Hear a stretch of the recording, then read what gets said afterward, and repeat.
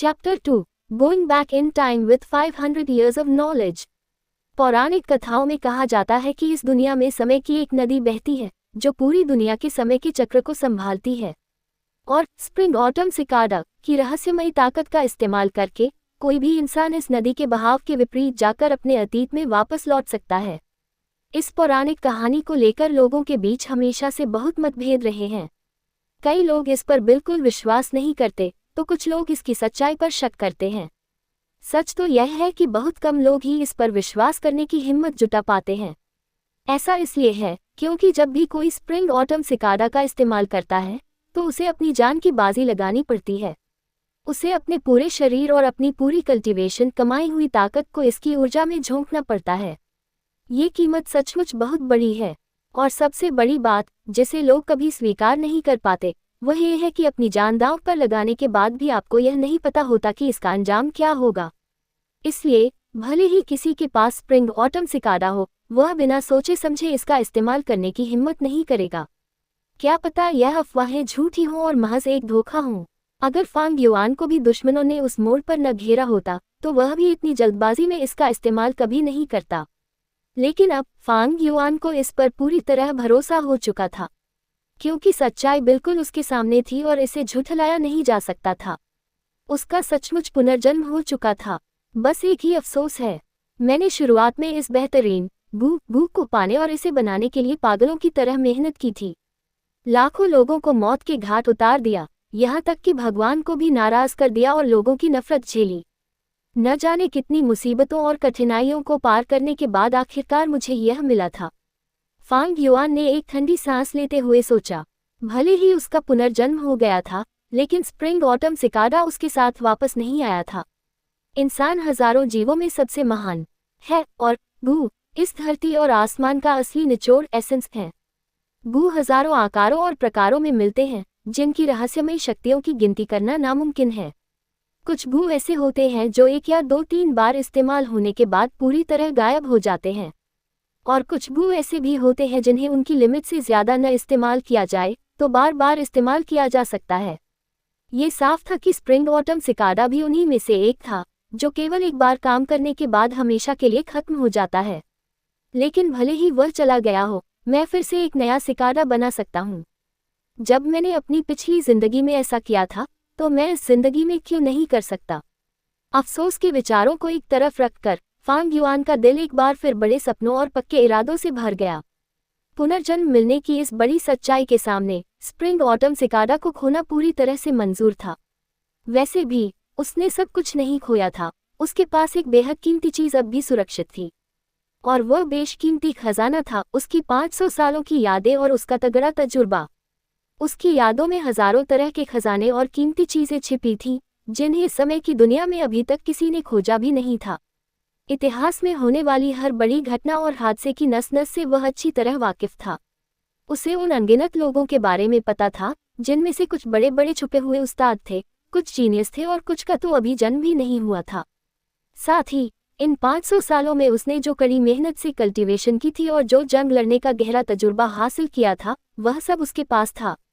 इन सभी यादों और अनुभवों के दम पर उसने आने वाले भविष्य की पूरी सिचुएशन और मिलने वाले मौकों को अपनी मुट्ठी में कर लिया था। सही प्लानिंग के साथ वह इतिहास को पूरी तरह बदल सकता था। अब दूसरों से एक कदम आगे निकलना और ताकत की नई ऊंचाइयों को छूना उसके लिए कोई बड़ी बात नहीं थी। तो अब मुझे शुरुआत कैसे करनी चाहिए? फांग युआन बहुत समझदार था। उसने खुद को संभाला, खिड़की के बाहर गिरती रात की बारिश को देखा और गहरे विचारों में डूब गया। जैसे ही उसने सोचना शुरू किया, चीजें थोड़ी उलझती हुई महसूस हुई। कुछ देर बाद उसकी भौहें और सिकुड़ गईं। 500 साल का समय बहुत लंबा होता है। उन धुंधली यादों की बात छोड़ भी दे जिन्हें याद करना मुश्किल था, तो भी खजानों के छुपे हुए ठिकानों या खास लोगों से मिलने के वाक़े इतने ज़्यादा थे कि उन्हें याद रखना आसान नहीं था। सबसे बड़ी मुसीबत यह थी कि वे सारे ठिकाने बहुत दूर दूर थे और वहाँ सिर्फ एक तय समय पर ही पहुँचा जा सकता था। इस समय सबसे ज़रूरी चीज़ है कल्टीवेशन। अभी के फांग युआन ने तो अपना प्राइमीवल सीक भी नहीं खोला है, यानी उसने अभी एक गू मास्टर बनने के रास्ते पर कदम भी नहीं रखा है। मैं महज एक आम इंसान हूँ।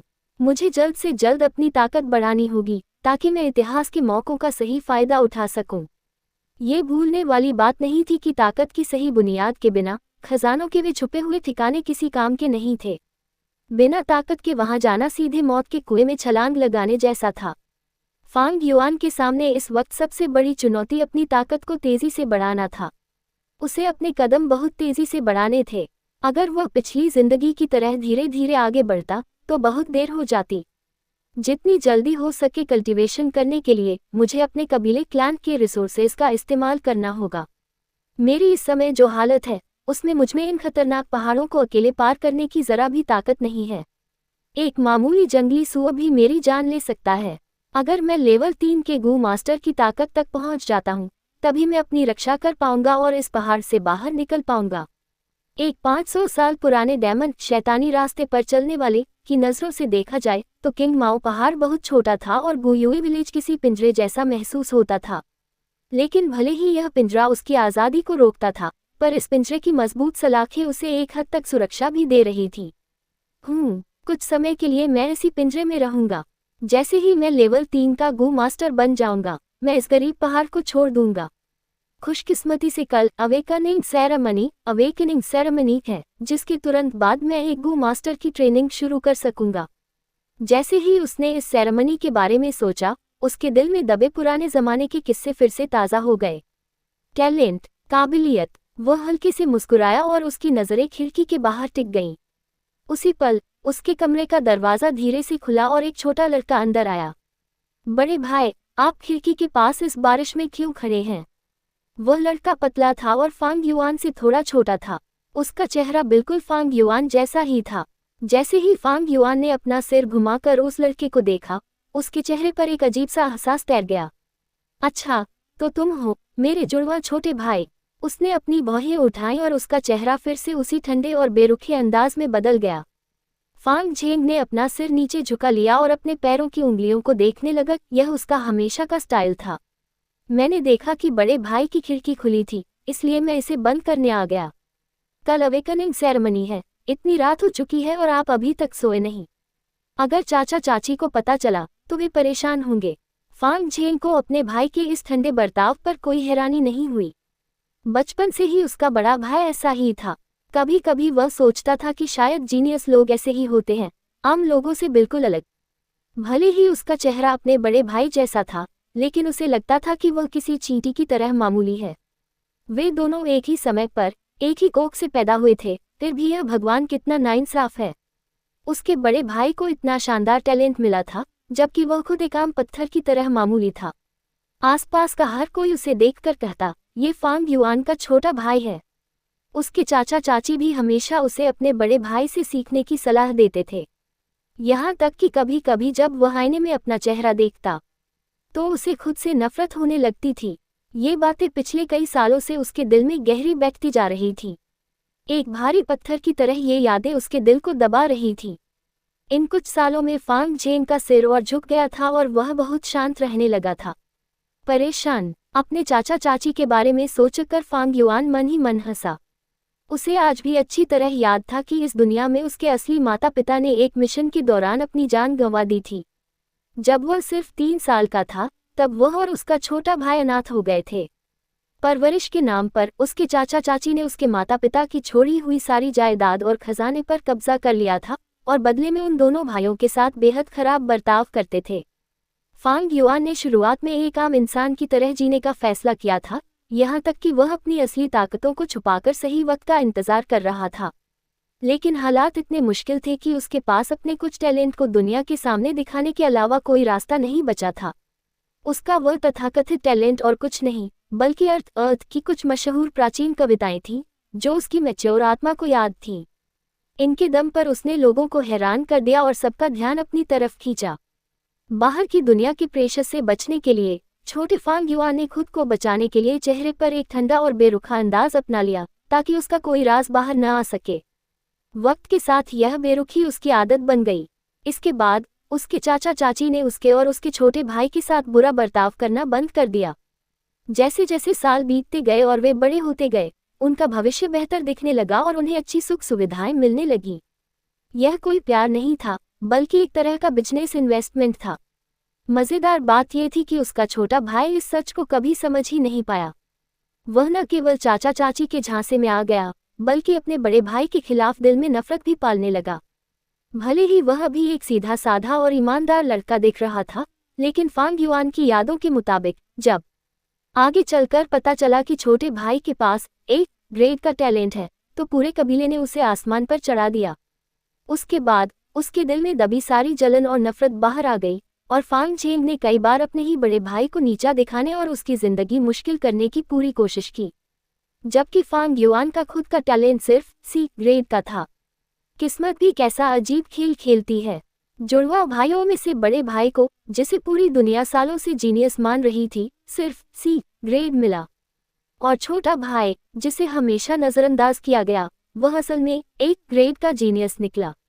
इस रिजल्ट ने पूरे कबीले को हिलाकर रख दिया था, और उसके बाद दोनों भाइयों की जिंदगी पूरी तरह पलट गई थी। छोटा भाई आसमान छूने लगा और बड़ा भाई जमीन पर आ गिरा। उसके बाद छोटे भाई के ताने, चाचा चाची की ठंडी आंखें और कबीले के लोगों की नफरत झेलनी पड़ी। क्या उसे इस बात का दुख था? पिछली जिंदगी के फांग युआन को बहुत नफरत थी। वह अपनी किस्मत और कबीले की बेरुखी से नफरत करता था, लेकिन अब 500 सालों के तजुर्बे के बाद उसका दिल बिल्कुल शांत था। वहाँ नफरत का एक कतरा भी नहीं था। नफरत से भला क्या हासिल होने वाला था? अगर दूसरे नजरिए से देखा जाए तो वह अपने छोटे भाई, चाचा चाची और 500 साल बाद उस पर हमला करने वाले दुश्मनों की सोच को अच्छी तरह समझ सकता था। कमजोर को ताकतवर खा जाता है, और जो सबसे फिट है वही टिकता है। इस दुनिया का हमेशा से यही नियम रहा है। हर किसी के अपने सपने होते हैं और हर कोई आगे बढ़ने के लिए लड़ रहा है। इस जंग और कत्लेआम में भला ऐसी कौन सी बात है जो समझ में न आए? 500 साल की जिंदगी ने उसे ये सब सिखा दिया था, और अब उसका इकलौता मकसद अमर होना, इमॉर्टैलिटी पाना था। अगर कोई उसके इस रास्ते में रोड़ा बनेगा, चाहे वह कोई भी हो, वह उसे रास्ते से हटा देगा। उसके दिल के अरमान बहुत बड़े थे, और इस रास्ते पर चलने का मतलब था पूरी दुनिया को अपना दुश्मन बनाना। ये रास्ता अकेले चलने और दुश्मनों को खत्म करने के लिए ही बना था। यही उसके 500 सालों का असली निचोड़ था। बदला लेना मेरा मकसद नहीं है, और शैतानी रास्ता कभी किसी से समझौता नहीं करता। ये सोचते ही वह अपनी हंसी रोक नहीं पाया, और उसने अपने छोटे भाई पर एक हल्की सी नजर डाली। तुम जा सकते हो। फांग झेंग का दिल एक पल के लिए कांप उठा। उसे महसूस हुआ कि उसके भाई की आंखें किसी बर्फ की धार जैसी तेज थी, जो उसके दिल के गहरे राजों को चीर रही थी। उस नज़र के सामने उसे लगा जैसे वह बर्फ में बिना कपड़ों के खड़ा हो और उसका कोई भी राज छुपा न रहा हो। तो फिर कल मिलते हैं, बड़े भाई। ज्यादा कुछ बोलने की हिम्मत न जुटा पाने के कारण फांग झेंग ने धीरे से दरवाजा बंद किया और वहां से चला गया। Chapter 2 going back in time with 500 years of knowledge। पौराणिक कथाओं में कहा जाता है कि इस दुनिया में समय की एक नदी बहती है, जो पूरी दुनिया के समय के चक्र को संभालती है। और स्प्रिंग ऑटम सिकाडा की रहस्यमयी ताकत का इस्तेमाल करके कोई भी इंसान इस नदी के बहाव के विपरीत जाकर अपने अतीत में वापस लौट सकता है। इस पौराणिक कहानी को लेकर लोगों के बीच हमेशा से बहुत मतभेद रहे हैं। कई लोग इस पर बिल्कुल विश्वास नहीं करते, तो कुछ लोग इसकी सच्चाई पर शक करते हैं। सच तो यह है कि बहुत कम लोग ही इस पर विश्वास करने की हिम्मत जुटा पाते हैं। ऐसा इसलिए है क्योंकि जब भी कोई स्प्रिंग ऑटम सिकाडा का इस्तेमाल करता है, तो उसे अपनी जान की बाजी लगानी पड़ती है। उसे अपने पूरे शरीर और अपनी पूरी कल्टीवेशन कमाई हुई ताकत को इसकी ऊर्जा में झोंकना पड़ता है। ये कीमत सचमुच बहुत बड़ी है, और सबसे बड़ी बात जिसे लोग कभी स्वीकार नहीं कर पाते वह ये है कि अपनी जान दांव पर लगाने के बाद भी आपको यह नहीं पता होता कि इसका अंजाम क्या होगा। इसलिए भले ही किसी के पास स्प्रिंग ऑटम सिकाडा हो, वह बिना सोचे समझे इसका इस्तेमाल करने की हिम्मत नहीं करेगा। क्या पता यह अफवाहें झूठी हों और महज एक धोखा हों। अगर फांग युआन को भी दुश्मनों ने उस मोड़ पर न घेरा होता, तो वह भी इतनी जल्दबाजी में इसका इस्तेमाल कभी नहीं करता। लेकिन अब फांग युआन को इस पर पूरी तरह भरोसा हो चुका था, क्योंकि सच्चाई बिल्कुल उसके सामने थी और इसे झुठलाया नहीं जा सकता था। उसका सचमुच पुनर्जन्म हो चुका था। बस एक ही अफसोस है, मैंने शुरुआत में इस बेहतरीन बू को पाने और इसे बनाने के लिए पागलों की तरह मेहनत की थी। लाखों लोगों को मौत के घाट उतार दिया, यहाँ तक कि भगवान को भी नाराज कर दिया और लोगों की नफरत झेली। न जाने कितनी मुसीबतों और कठिनाइयों को पार करने के बाद आखिरकार मुझे यह मिला था। फांग युआन ने एक ठंडी सांस लेते हुए सोचा। भले ही उसका पुनर्जन्म हो गया था, लेकिन स्प्रिंग ऑटम सिकाडा उसके साथ वापस नहीं आया था। इंसान हजारों जीवों में सबसे महान है और बू इस धरती और आसमान का असली निचोड़ एसेंस है। बू हजारों आकारों और प्रकारों में मिलते हैं, जिनकी रहस्यमयी शक्तियों की गिनती करना नामुमकिन है। कुछ बू ऐसे होते हैं जो 1 या 2-3 बार इस्तेमाल होने के बाद पूरी तरह गायब हो जाते हैं, और कुछ बू ऐसे भी होते हैं जिन्हें उनकी लिमिट से ज़्यादा न इस्तेमाल किया जाए तो बार बार इस्तेमाल किया जा सकता है। ये साफ था कि स्प्रिंग ऑटम सिकाडा भी उन्हीं में से एक था, जो केवल एक बार काम करने के बाद हमेशा के लिए खत्म हो जाता है। लेकिन भले ही वह चला गया हो, मैं फिर से एक नया सिकाडा बना सकता हूँ। जब मैंने अपनी पिछली जिंदगी में ऐसा किया था, तो मैं इस जिंदगी में क्यों नहीं कर सकता? अफसोस के विचारों को एक तरफ रखकर फांग युआन का दिल एक बार फिर बड़े सपनों और पक्के इरादों से भर गया। पुनर्जन्म मिलने की इस बड़ी सच्चाई के सामने स्प्रिंग ऑटम सिकाडा को खोना पूरी तरह से मंजूर था। वैसे भी उसने सब कुछ नहीं खोया था, उसके पास एक बेहद कीमती चीज अब भी सुरक्षित थी, और वह बेशकीमती खजाना था उसकी 500 सालों की यादें और उसका तगड़ा तजुर्बा। उसकी यादों में हजारों तरह के खजाने और कीमती चीजें छिपी थीं, जिन्हें इस समय की दुनिया में अभी तक किसी ने खोजा भी नहीं था। इतिहास में होने वाली हर बड़ी घटना और हादसे की नस नस से वह अच्छी तरह वाकिफ था। उसे उन अनगिनत लोगों के बारे में पता था, जिनमें से कुछ बड़े बड़े छुपे हुए उस्ताद थे, कुछ जीनियस थे और कुछ का तो अभी जन्म भी नहीं हुआ था। साथ ही इन 500 सालों में उसने जो कड़ी मेहनत से कल्टीवेशन की थी और जो जंग लड़ने का गहरा तजुर्बा हासिल किया था, वह सब उसके पास था। इन सभी यादों और अनुभवों के दम पर उसने आने वाले भविष्य की पूरी सिचुएशन और मिलने वाले मौकों को अपनी मुट्ठी में कर लिया था। सही प्लानिंग के साथ वह इतिहास को पूरी तरह बदल सकता था। अब दूसरों से एक कदम आगे निकलना और ताकत की नई ऊंचाइयों को छूना उसके लिए कोई बड़ी बात नहीं थी। तो अब मुझे शुरुआत कैसे करनी चाहिए? फांग युआन बहुत समझदार था। उसने खुद को संभाला, खिड़की के बाहर गिरती रात की बारिश को देखा और गहरे विचारों में डूब गया। जैसे ही उसने सोचना शुरू किया, चीजें थोड़ी उलझती हुई महसूस हुईं। कुछ देर बाद उसकी भौहें और सिकुड़ गईं। 500 साल का समय बहुत लंबा होता है। उन धुंधली यादों की बात छोड़ भी दे जिन्हें याद करना मुश्किल था, तो भी खजानों के छुपे हुए ठिकानों या खास लोगों से मिलने के वाक़े इतने ज़्यादा थे कि उन्हें याद रखना आसान नहीं था। सबसे बड़ी मुसीबत यह थी कि वे सारे ठिकाने बहुत दूर दूर थे और वहां सिर्फ एक तय समय पर ही पहुंचा जा सकता था। इस समय सबसे ज़रूरी चीज़ है कल्टीवेशन। अभी के फांग युआन ने तो अपना प्राइमीवल सीक भी नहीं खोला है, यानी उसने अभी एक बूम मास्टर बनने के रास्ते पर कदम भी नहीं रखा है। मैं महज एक आम इंसान हूँ। मुझे जल्द से जल्द अपनी ताकत बढ़ानी होगी ताकि मैं इतिहास के मौक़ों का सही फ़ायदा उठा सकूं। ये भूलने वाली बात नहीं थी कि ताकत की सही बुनियाद के बिना खजानों के वे छुपे हुए ठिकाने किसी काम के नहीं थे। बिना ताकत के वहां जाना सीधे मौत के कुएं में छलांग लगाने जैसा था। फांग युआन के सामने इस वक्त सबसे बड़ी चुनौती अपनी ताकत को तेजी से बढ़ाना था। उसे अपने कदम बहुत तेजी से बढ़ाने थे।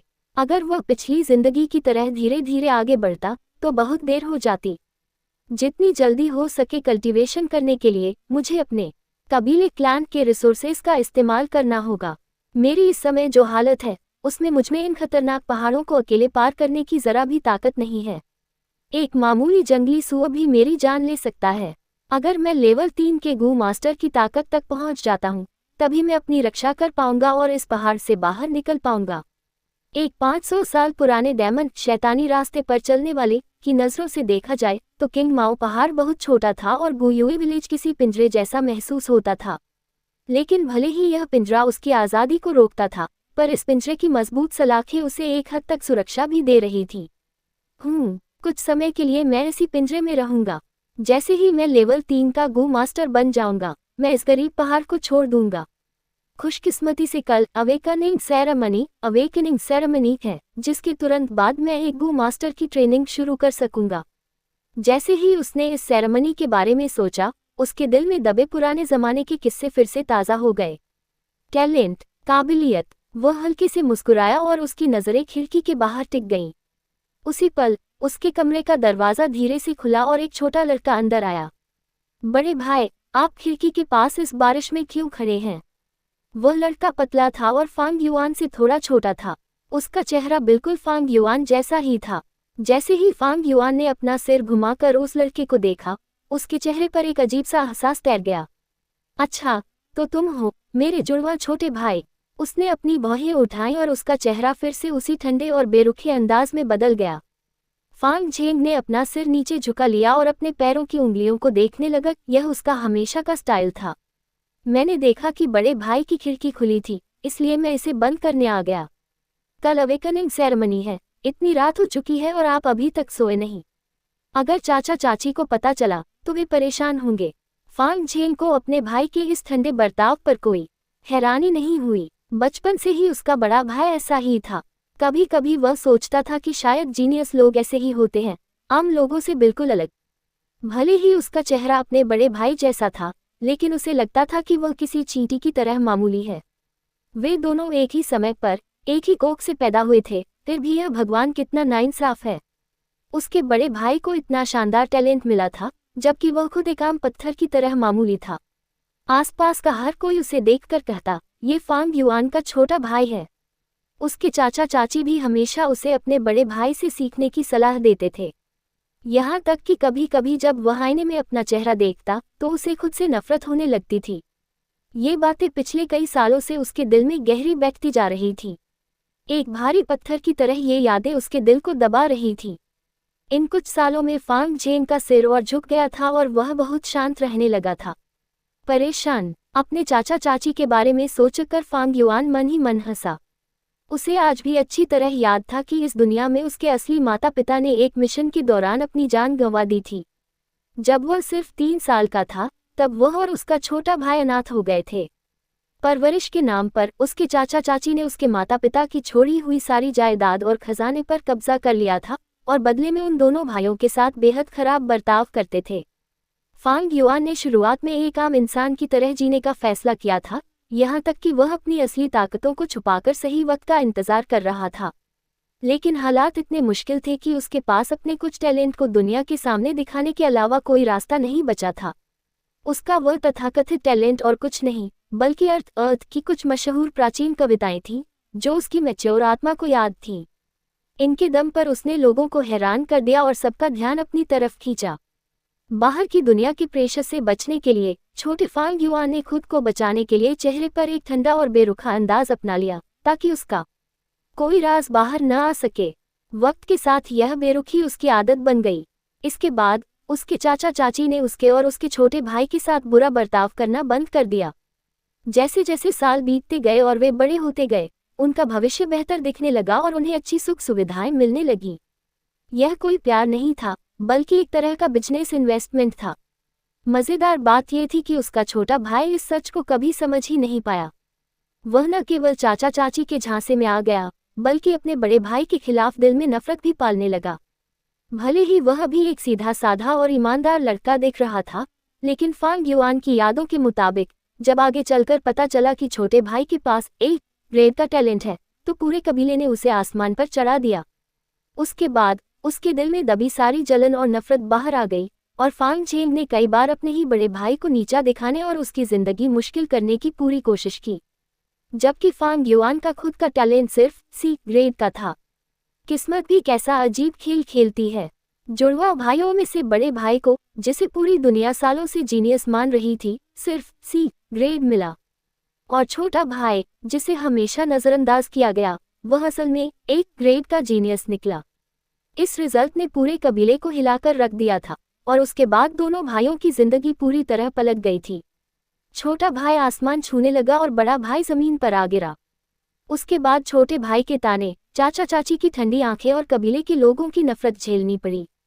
क्या उसे इस बात का दुख था? पिछली जिंदगी के फांग युआन को बहुत नफरत थी। वह अपनी किस्मत और कबीले की बेरुखी से नफरत करता था, लेकिन अब 500 सालों के तजुर्बे के बाद उसका दिल बिल्कुल शांत था। वहां नफरत का एक कतरा भी नहीं था। नफरत से भला क्या हासिल होने वाला था? अगर दूसरे नजरिए से देखा जाए तो वह अपने छोटे भाई, चाचा चाची और 500 साल बाद उस पर हमला करने वाले दुश्मनों की सोच को अच्छी तरह समझ सकता था। कमजोर को ताकतवर खा जाता है और जो सबसे फिट है वही टिकता है। इस दुनिया का हमेशा से यही नियम रहा है। हर किसी के अपने सपने होते हैं और हर कोई आगे बढ़ने के लिए लड़ रहा है। इस जंग और कत्लेआम में भला ऐसी कौन सी बात है जो समझ में न आए? 500 साल की जिंदगी ने उसे ये सब सिखा दिया था और अब उसका इकलौता मकसद अमर होना, इमॉर्टैलिटी पाना था।